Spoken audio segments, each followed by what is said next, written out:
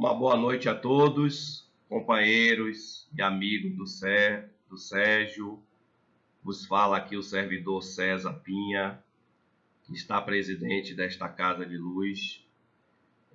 Nesta exposição que encerra as atividades doutrinárias, atividades de estudos desse ano de 2021, em que ainda estivemos com as atividades online, mas certamente estivemos juntos espiritualmente.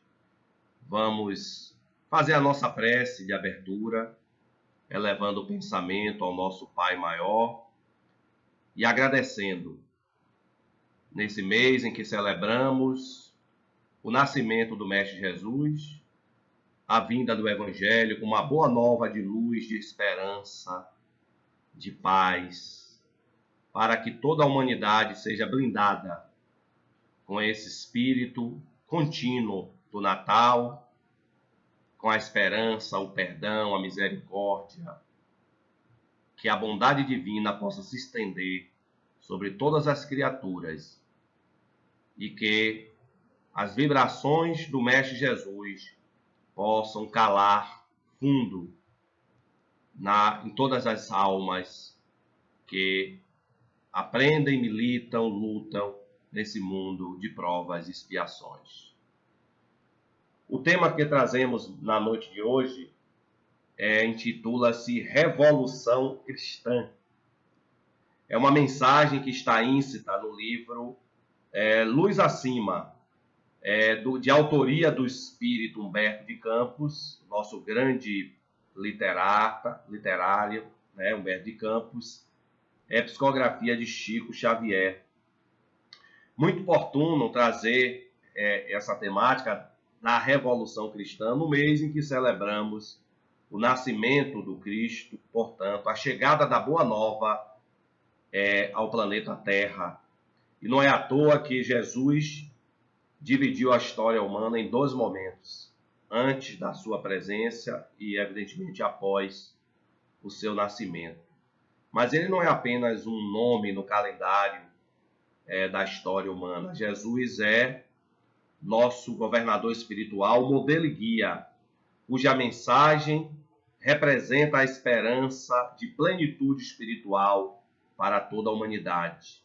Portanto, o seu nome, a sua mensagem, a boa nova do seu evangelho deve estar marcada em todas as almas que militam neste planeta e que estão sob a tutela desse mestre que é o Cristo. O espírito Humberto de Campos nos informa que as tradições espirituais assinalam o momento em que Tomé, que era um dos apóstolos do Cristo, aquele mesmo que era um tanto cético, curioso, pragmático, que só acreditou na ressurreição de Jesus quando tocou nas feridas do seu corpo espiritual. Então Tomé era muito cético, muito curioso, muito positivo. E Humberto de Campos nos revela que Tomé já ouvia referências à chegada do reino anunciado por Jesus. Em toda a sua pregação, Jesus sempre ressaltou a chegada desse reino, mas que não era um reino no sentido terrestre, no sentido político, não era um reinado material, porque a realeza de Jesus é espiritual. Tanto que ele falou, o reino dos céus está dentro de vós. Porque esse reinado de Jesus se traduz na interioridade da alma humana. É uma instância que está no psiquismo de toda a criatura humana. A lei divina está escrita na consciência, nos ensinam os espíritos superiores. Então, esse reinado, essa proposta que Jesus nos traz, é uma proposta voltada para a evolução espiritual. A grande revolução que Jesus vem trazer não é de ordem política, social, econômica, mas é uma revolução no sentido de trazer novos paradigmas para o ser humano, para que nos percebamos enquanto espíritos, vivendo essa experiência na carne, como o mestre mesmo diz, que estamos a caminho da plenitude espiritual. Sede perfeito, como perfeito é o vosso Pai Celestial. Vós sois deuses. Em todo momento de sua caminhada, Jesus procurava resgatar a dignidade da alma humana. Então ele anunciava esse reino, que era um reino voltado para os valores espirituais. Mas Tomé não entendeu bem. E havia naquela época, dentro da cultura política, cultural do judaísmo, a espera do Messias. Aquele que iria libertar o povo judeu da garra dos seus inimigos. E o inimigo daquele momento era o Império Romano, que dominava a Palestina, toda aquela região onde os judeus estavam habitando. Então, Tomé interpretava esse reino como no sentido político. E ele via, de fato, né, Jesus como o grande líder, o orientador supremo desse novo reino. As massas aglomeradas ao redor do Cristo. Tomé sonhava, né, com um povo judeu cumprindo as tradições bíblicas do povo escolhido, cuja posteridade dominaria toda a terra. Então havia essa esperança, né, do povo judeu finalmente se estabelecer ali na terra prometida, até dominando os outros povos. Então Tomé imaginava, né, esse reinado com essa feição política, material, do povo judeu, finalmente liberto de todos, né, os julgos que o oprimiam ao longo da história. Lembramos aqui do cativeiro que os judeus tiveram durante séculos no Egito, depois dominados pelos babilônios, até que Moisés pudesse libertar esse povo das garras do faraó. Mas, então Tomé vai até o Cristo colocar essas suas apreensões, né? Colocar para o Mestre Jesus que ele estaria disposto a lutar com o Cristo para o estabelecimento desse reino terrestre, na visão de Tomé. Se armas fossem necessárias pegar, Tomé certamente tomaria dessas armas para lutar ao lado do Cristo. E ele imaginava, inclusive, Jesus que evocava sempre a vontade, se dizia estar servido à vontade do Todo-Poderoso, que viesse aquelas legiões angélicas, né? E até em batalhas sanguinolentas, para que o povo judeu pudesse vencer os seus inimigos. Esquecido Tomé de que o mestre pegava a todo momento o amor ao próximo, o perdão das ofensas, amar até os inimigos. Como então o mestre traria, né, uma proposta de revolução política, de revolução militar? A gente sabe que existia entre os judeus, inclusive, uma seita que era dos zelotes, que propunha essa libertação através dos atos terroristas, né, da guerra de milícia. Mas a proposta de Jesus era de paz. E ele disse: os mansos herdarão a terra. Então Tomé vai até o Cristo. Jesus está na casa de Pedro, onde ele costumava se hospedar sempre, e Tomé chega para falar com o mestre, não é?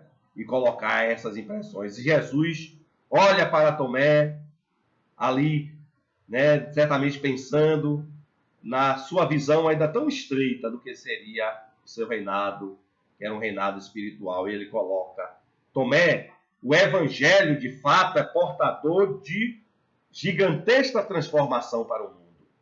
Ao Jesus proferir essas expressões, Tomé se empolgou, se exaltou: mestre, um movimento revolucionário, finalmente! Aí Jesus olha o discípulo, na sua ainda imaturidade espiritual, e lhe redargue: Tomé, essa grande transformação que o Evangelho vai trazer é no sentido de fazer a redenção das massas aflitas e sofredoras. O Evangelho reformará os caminhos dos povos, porque, na verdade, a Boa Nova traz uma proposta de paz, de concórdia, de fraternidade universal. Ela não se destina a uma casta, a uma classe social, a um povo eleito, ela se destina a toda a humanidade.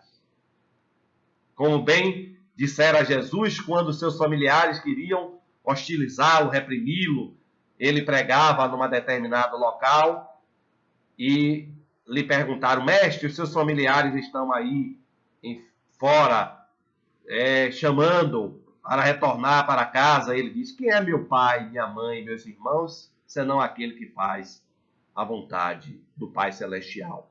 Isso é a família universal. Isso é o Evangelho, é união, é fraternidade. Então Tomé não compreendia isso. Certamente Tomé se recordava, né, quando queria fazer essa revolução, da própria beliculosidade do povo judeu, da resistência. E, de fato, esse é um povo que, historicamente, andou no deserto dezenas de anos, rumo a uma terra prometida que eles nem sabiam qual era. Passaram por dispersões ao redor do mundo, as diásporas, foram subjugados, escravizados, mas foi um povo que cumpriu uma missão importante de resguardar a própria ideia monoteísta. Foi o primeiro grande povo a resguardar, a trazer para o mundo a ideia de um só Deus.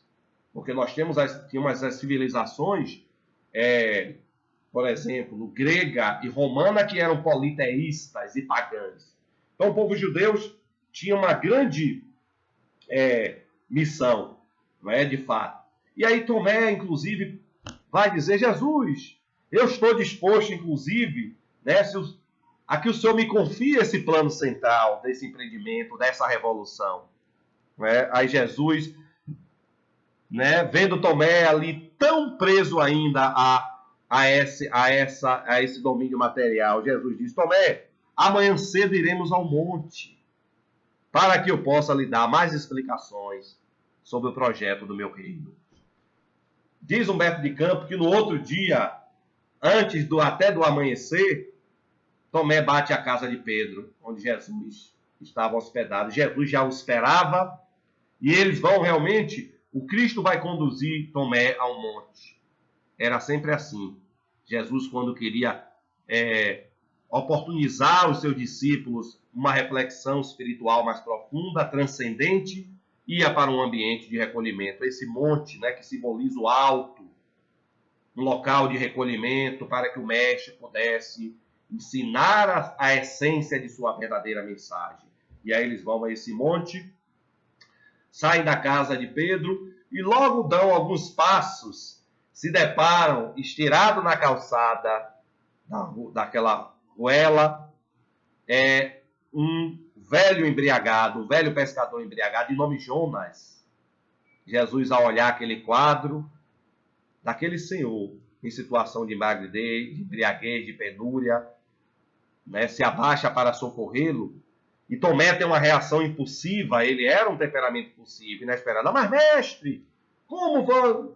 Nós não estamos indo em direção ao monte para compartilharmos os segredos da grande revolução que o Senhor veio trazer? Por que parar aqui, mestre, perder tempo com esse borracho renitente? Se ajudamos ele hoje, amanhã ele estará aqui novamente embriagado, caído. O Cristo se entristece, olha para o seu discípulo e diz: Tomé, Jonas é enfermo do espírito. Não sabes por que fraqueza se rendeu ele ao vício. E quem somos nós para querer julgar? O mestre diz: não julgueis para não seres julgados. Com quem ferro feres, com ferro serás ferido. Porque a proposta de Jesus é de compreensão da alma humana. E ao chamar realmente Jonas de enfermo do espírito, lembramos que o Cristo disse que não são os sãos que precisam de médico, mas os doentes. Jesus veio para os doentes, não apenas do corpo, sobretudo os doentes da alma. Então Cristo vai advertir o seu discípulo, dizendo inclusive que todos merecem uma oportunidade. Nunca devemos desistir de soerguer a criatura, muitas vezes do lamaçal do vício, onde ela se encontra, para elevá-la às altitudes da sua da plenitude espiritual, do resgate da dignidade humana, da essência divina que existe em cada ser humano. Tomé, ainda um pouco contrariado, né, aquece com as considerações de Jesus, levam Jonas para uma outra casa de um outro seguidor de Jesus, onde ele é acolhido, ali lhe é dado um banho, todo o acolhimento, pão, toda a assistência. Então, ao saírem dali, deixarem Jonas, o pescador que estava embriagado, dão mais alguns passos e novamente se deparam com a miséria, com o sofrimento. Uma mulher vem suplicar pela sua filha, que estava quase a morrer, com uma febre alta que não passava. Há 3 dias ela estava queimando em febre, nenhuma medicação. Ninguém conseguia debelar aquela febre. Jesus se sensibiliza, vai, junto, acompanhado de Tomé, meio contrariado, meio impaciente, mas Tomé acompanha o Cristo. Assim somos nós, né? Muitas vezes ainda impacientes, rebeldes, mas devemos seguir o Cristo. Então Cristo vai à casa dessa senhora e junto com Tomé, com a própria a mãe daquela menina, a sua fé, faz uma oração e ali é restabelecido o equilíbrio, a saúde orgânica, né? Jesus era um grande curador daquela menina. Eles então caminham mais alguns quilômetros e quando estavam saindo de Cafarnaum, que era aquela principal cidade ao redor do lago da Galileia, em direção às montanhas que cercavam o lago de Genezaré, eles encontram mais uma vez 3 mulheres humildes, esfarrapadas. E quando elas identificam Cristo, oh Jesus, tu és o portador de uma boa nova, que tem encantado as massas. E nossos filhinhos, Jesus, né? Traz essa boa nova para os nossos filhinhos. Então Jesus vai até a casa daquela mulher e prega o evangelho.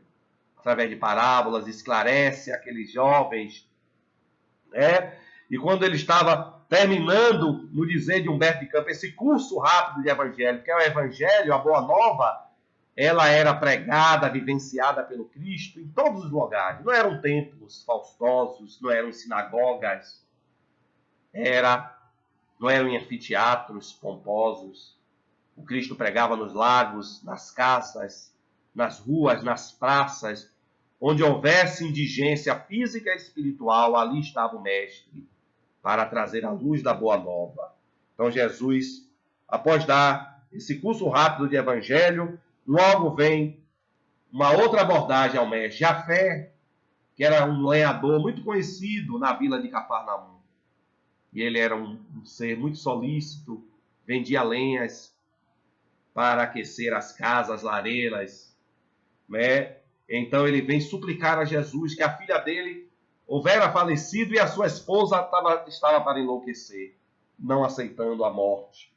Jesus vai até a casa e ali, né, consola aquela mãe, ele fala de uma maneira poética da imortalidade, de que a morte é apenas um portal para uma nova vida, de uma vida maior e muito mais plena, e que essa jovem, essa menina já estava sendo acolhida pelas legiões do Cristo no mundo espiritual, e aquela mãe se enche, se renova de esperança, de consolação.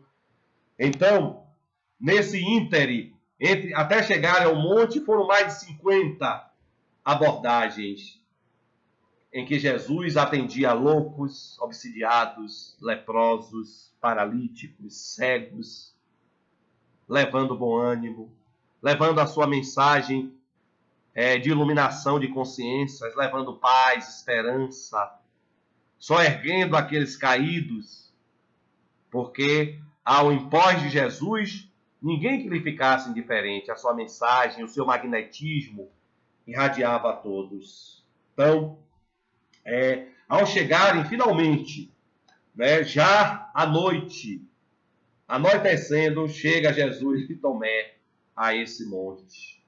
E ali Tomé está extenuado, cansado, os pés feridos, cheiro de bolhas, suado, ele limpa o suor. Né? E aí ele coloca, Senhor, finalmente aqui estamos a sós. E eu queria, Senhor Jesus, que agora você me desse a chave dessa conspiração libertadora. Dessa revolução, mestre, que eu tenho certeza que vieste oportunizar, de libertar o nosso povo. Aí Jesus olha para Tomé e diz: Tomé, os homens deviam entediar-se de revoltas e guerras que começam de fora, espalhando ruína, ódio, crueldade, desespero.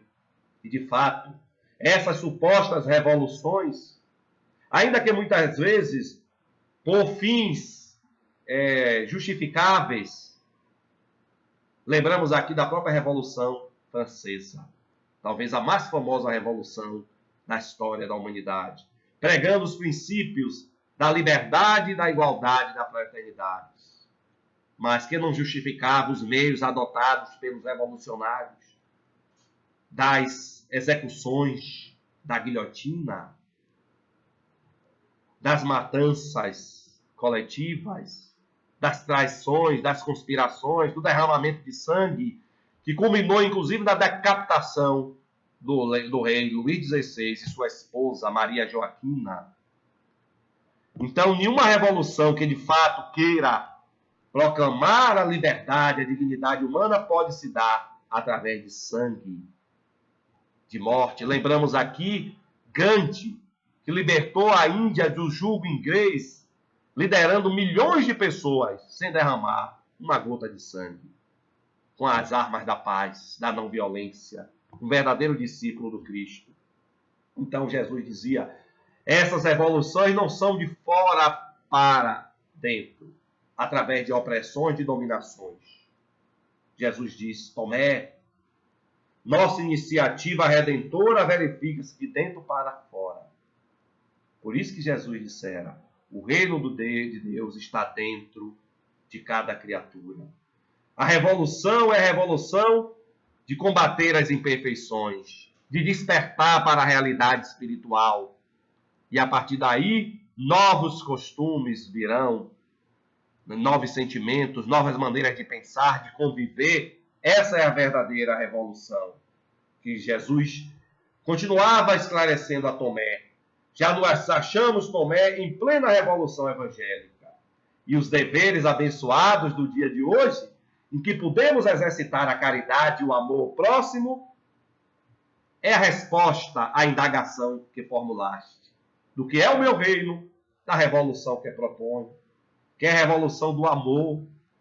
A grande força propulsora do universo é o amor.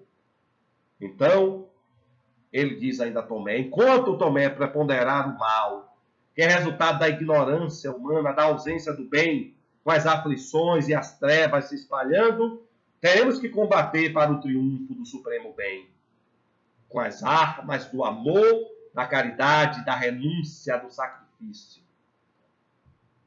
Tomé olhava o mestre, quase incrédulo. Então Jesus, ante o discípulo desapontado, diz-nos Humberto de Campos, conclui: a ordem para nós não é de matar para renovar. A ordem para nós, Tomé, não é de matar para renovar, mas sim de servir para melhorar e elevar sempre.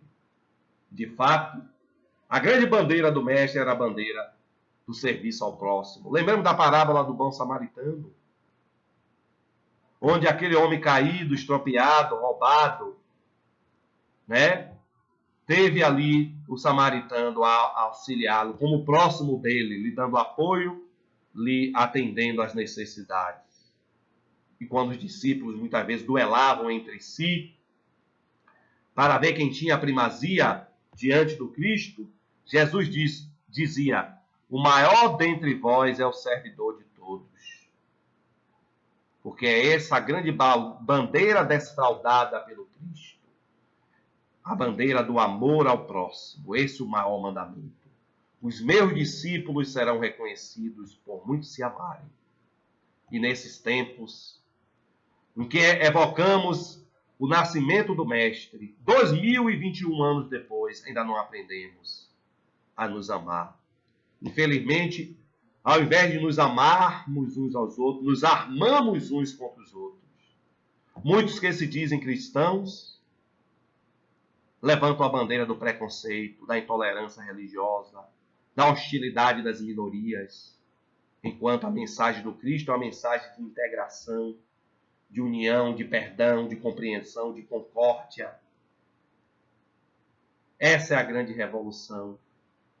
Amar até os inimigos, disse o Cristo, no sentido de que não revidássemos o mal com o mal.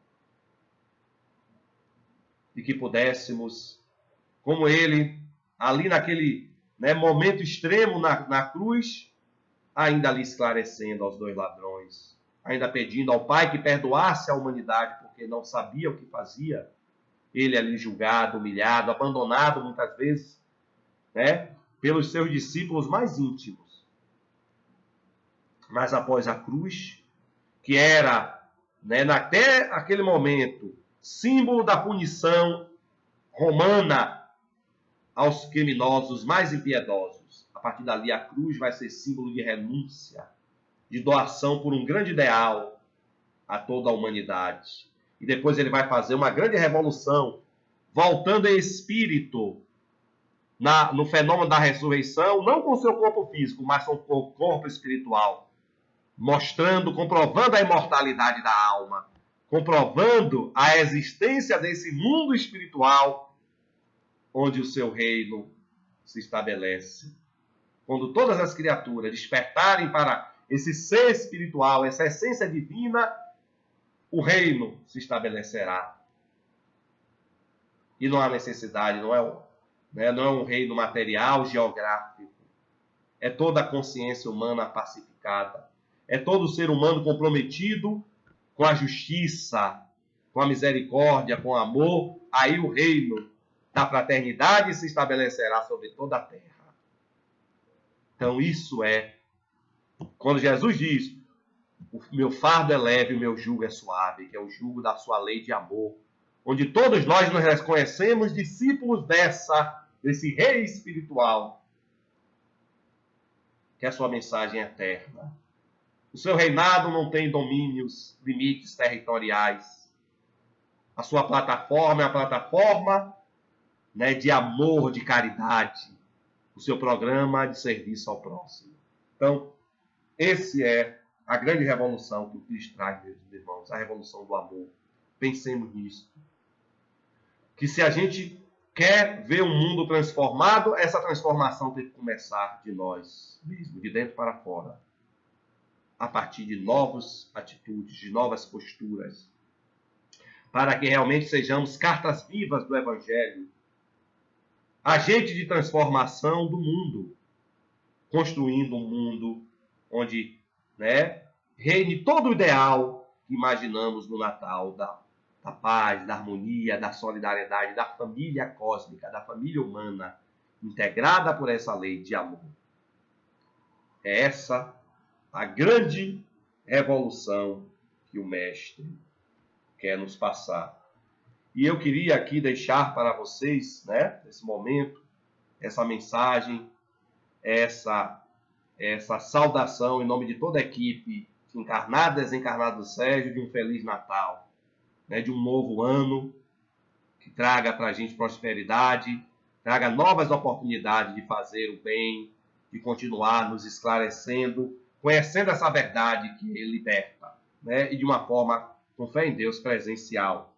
Então eu gostaria de trazer a vocês uma mensagem de Natal que a nossa mentora Maria Dolores nos trouxe essa mensagem nesses dias que nós conseguimos registrar, ainda que palidamente, o pensamento da nossa mentora Maria Dolores. Ela sempre traz essas mensagens de Natal. Natal é tempo de celebrar a vinda do Divino Messias. Nesses tempos de agonia, a alma aflita se enche de paz e harmonia. É a presença de Jesus renovada para uma humanidade conturbada, boa nova de luz e alegria, trazendo fé e esperança. Natal é Jesus sempre presente, trazendo alento ao coração e à mente, e de esperanças renovadas, prossiga a humanidade em sua jornada iluminada.